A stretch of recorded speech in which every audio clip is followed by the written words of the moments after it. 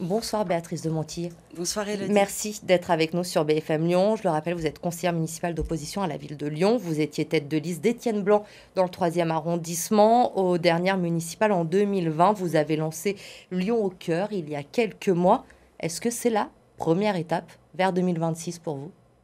Alors écoutez, je pense que c'est trop tôt pour se déclarer pour 2026. Ce qui est certain, c'est que je suis attachée à cette ville dans laquelle j'ai passé une grande partie de ma vie. J'y suis revenue à plusieurs reprises, j'ai rechoisi Lyon.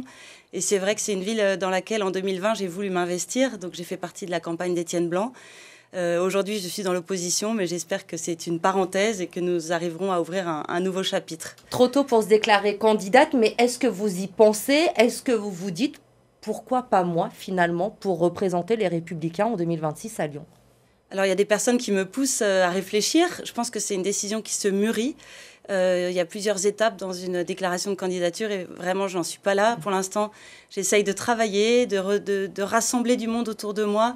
Je pense qu'il y a urgence à fédérer des talents pour demain gouverner Lyon avec une vision qui est, à mes yeux, on a besoin de choses beaucoup plus positives. J'avoue que j'ai pas aimé, moi, cette parenthèse, comme je vous l'ai dit, écologiste, qui, à mon avis, n'a pas embarqué tous les Lyonnais. En tout cas, c'est ce que j'entends. Pour vous, c'est simplement une parenthèse, les écologistes à Lyon ? J'aimerais, évidemment.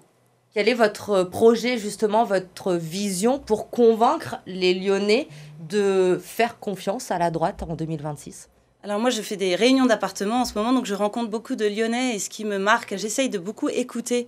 Avant de proposer un programme, un projet pour Lyon, il faut déjà écouter les Lyonnais.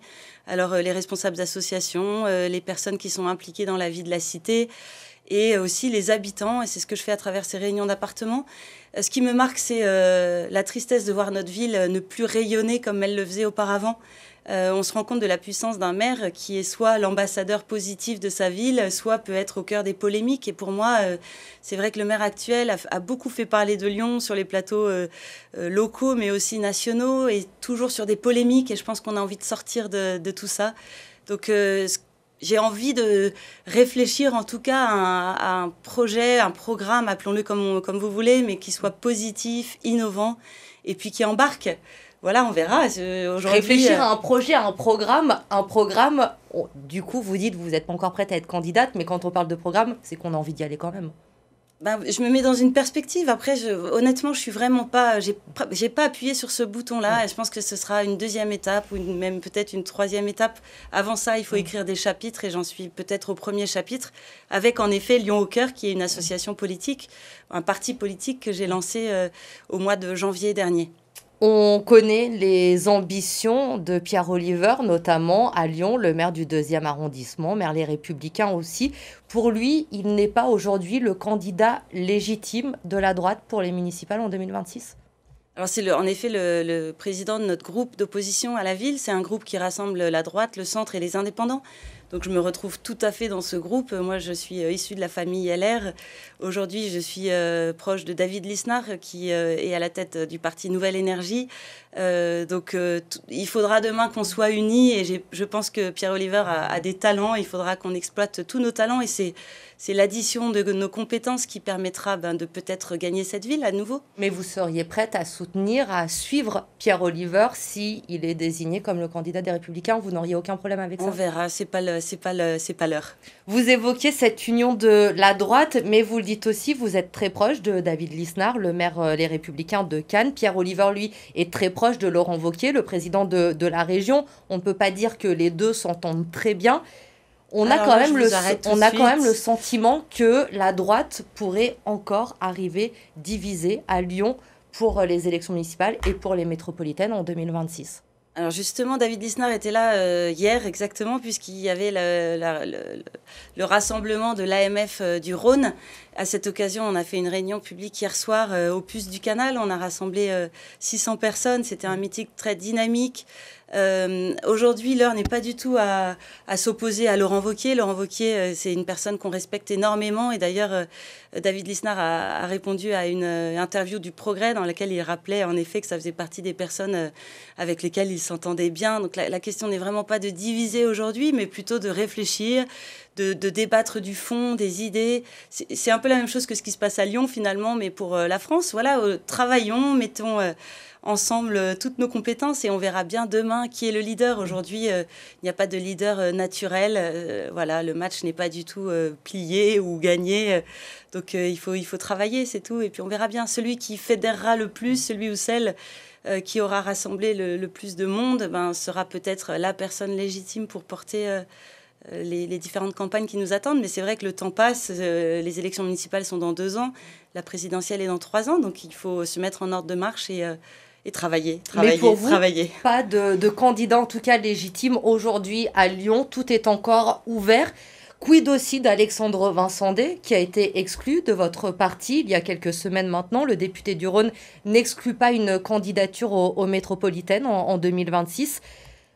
Encore peut-être des déchirures en vue avec de fortes personnalités à droite qui vont briguer ces élections.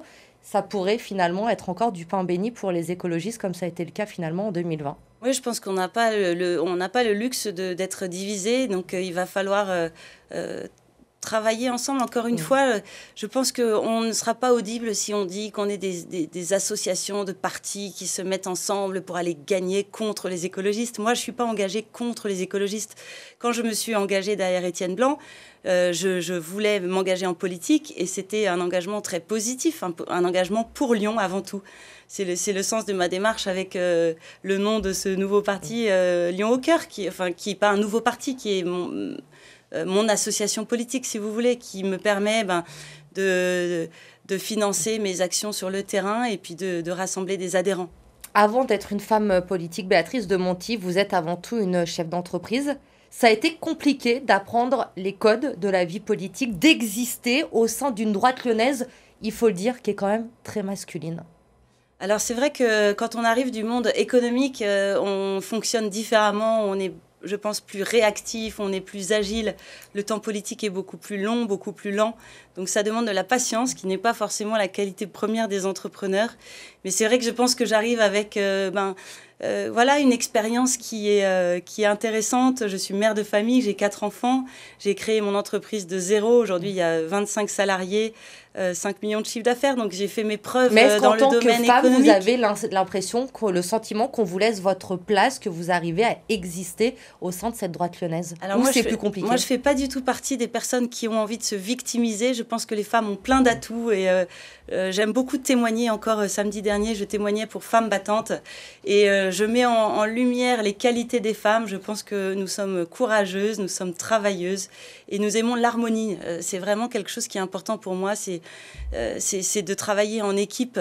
Si je décide demain d'être candidate pour la mairie de Lyon, c'est parce que j'aurai avec moi du monde. Et d'ailleurs, c'est peut-être l'occasion d'appeler tous ceux qui ont envie de s'investir dans la vie politique lyonnaise, de se rapprocher de moi. Je serais très heureuse de boire un café, d'expliquer ce que j'ai dans le ventre et puis éventuellement de les embarquer dans une campagne électorale. Merci Béatrice de Monti, on l'aura compris, le projet est en marche, en réflexion, mais vous pensez quand même à ces élections municipales en 2026 qui vont arriver très vite. Merci d'avoir été avec nous ce soir sur BFM Lyon.